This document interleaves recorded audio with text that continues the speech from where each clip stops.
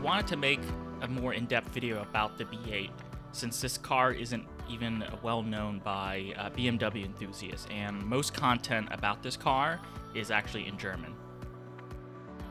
Today, the Alpina B8 is a GT cruiser based on the BMW 8 series. I must say it is one of the classiest cars on the road today. And before Alpina switched to their current and simpler naming convention, the B8 was the model designation for one of the most special cars in Alpina's lineup. So the story of the E36 V8 started in the early 90s. 1995 was going to be Alpina's 30th year anniversary, and they wanted to debut something special. Alpina wanted to put a V8 in the E36 platform and actually asked BMW for permission to do so. Rumor has it that a friendly wager was made between BMW and Alpina's head of engineering. The wager was supposedly over a bottle of Alpina wine, but I guess we'll never know. After the wager was made, the head of engineering at BMW wished Alpina luck, as they had already tried to put a V8 in the E36 and couldn't make it work. I can just imagine the head of engineering at Alpina saying, "Challenge accepted." BMW wouldn't put a V8 into a 3 Series until 2001 with the E46 M3 GTR race car. Only 10 were made to meet racing homologation rules, so maybe that doesn't really count. And then it wasn't until the E90 M3 in 2007 which saw a series production 3 Series with a V8. According to Alpina, they made 42 changes to the E36 body to accommodate a V8 engine. Changes included modifying parts of the firewall for the steering column, reinforcing the rear subframe mounts similar to what was done in an E36 M3. They had bespoke transmission crossmember, various brackets and bits throughout the car. I plan on documenting as many of these changes as I can discover, since I also have a B3 that I can compare the bodies to. I suspect that their claims of modifications are overblown, as a number very likely includes brackets that were welded to the engine bay for things like the ABS pump, hydraulic fluid reservoir, and airbox. Stay tuned as I discover and document those modifications. Necessary production changes were also required, and the engine actually had to be lowered into the engine bay instead of raising it from below in order for the exhaust headers to clear the frame rails. Given the M60's shorter length, the weight distribution of the car ended up being better than that of the M3. The Alpina B8 4.6 was released in 1995, with the goal of competing with the BMW M3, which was released in 1992. The Alpina was faster and had a higher top speed, with some owners reportedly hitting 300 kilometers per hour. However, the Alpina was also an eye-watering 40% more expensive than the M3, and this didn't even include the options that Alpina did offer with the car. One side benefit of the Alpina was that it came in a touring version, that's wagon to Americans or Kombi to Germans. 221 units of the Alpina B8 4.6 were produced from 1995 to 1998, the rarest body style being the Cabrio at 23 units. Only 27 units were produced as Tourings. There were actually 2 engine variants for the B8. A limited run of 5 cars were made in 1994 and 95 for the Japanese market using a 4-liter engine. The engine of the B8 4.6 officially made 333 horsepower and 470 newton meters of torque. It is an M60 base engine from the E34 540i, which Alpina calls the F2/1. The block was made of Nikasil, so the casting had to be specially made by BMW's foundries for Alpina. American BMW enthusiasts will know that Nikasil was the subject of much controversy in the 90s, as the US market had not yet switched to low sulfur fuel, and sulfur would corrode Nikasil. Since B8s were mostly sold in Europe, there shouldn't be any cylinder corrosion issues on these old cars. Most American BMW enthusiasts know that the US spec E36 did not get the true M engine with double vanos, individual throttle bodies, and a bunch of other goodies.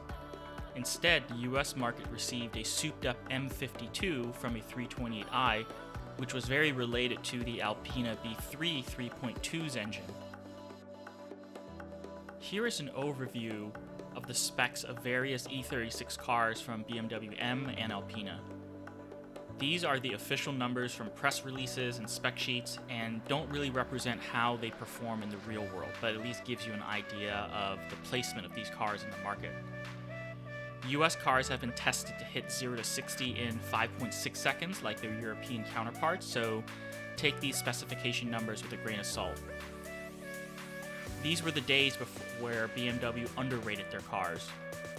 There are also reports from V8 owners that their cars are making much more than 333 horsepower, closer to the tune of 370.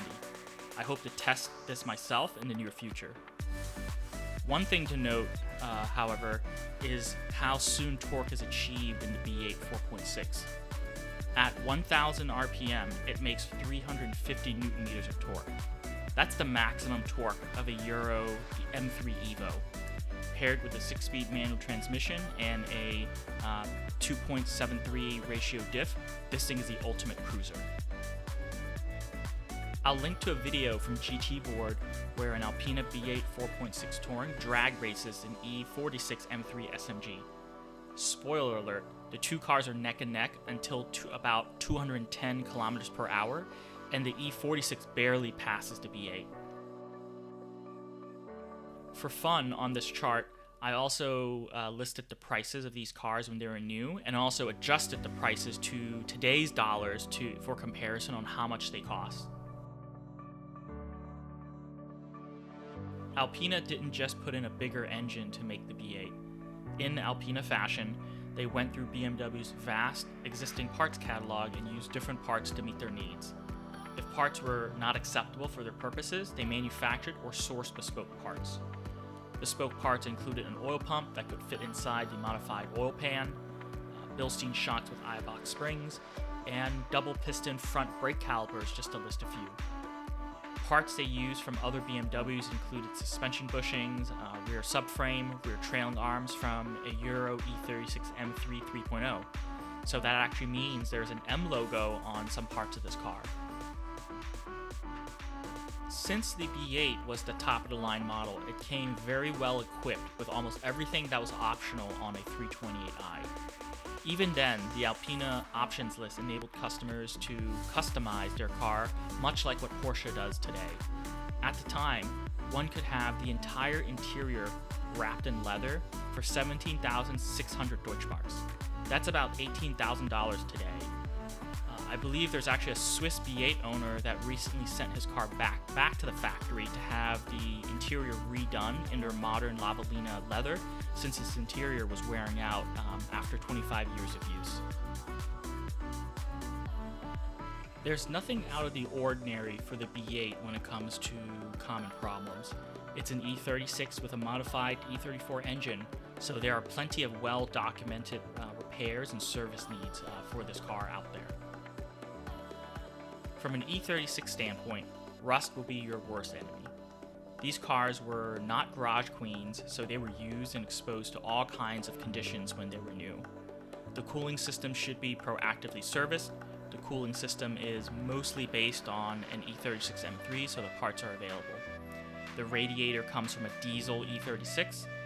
The fan shroud and hoses are bespoke Alpina, but they should still be available. After 25 years, bet on any rubber suspension components to be toast. Bushings, control arms, and ball joints are a combination of standard 328i and M3 parts. Shocks and springs are still available from Alpina, with a new batch of shocks being made around 2018, I think it was, by Bilstein. For the interior, if the car has wood trim, it's likely to be warped or chipping. The reality is that the wood veneer is very thin and will distort over time. I haven't found someone in the US that is able to redo the elm burl veneer, but there is a guy in Germany that does great work in restoring this wood trim. My car actually has an aftermarket center console, so I'll be on the quest to find an original one that I can have restored. On the engine, just like any other M60 engine with years on it, expect vacuum leaks to develop. There's a lot of gaskets, hoses, and rubber parts that will go bad after 25 years, so trying to track down the vacuum leaks should be a fun endeavor. The NOx sensors are also known to go bad since they sit inside the valley of the engine. Mine are certainly toast and causing some smoothness issues with the car. The biggest thing to watch out for on the B8 specifically is the head gasket. The organic part that Alpina originally used will eventually fail, but luckily many B8 owners have had them replaced as preventative maintenance.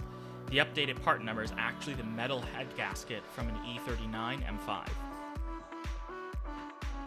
As of late 2021, front brake pads are not available from Alpina anymore.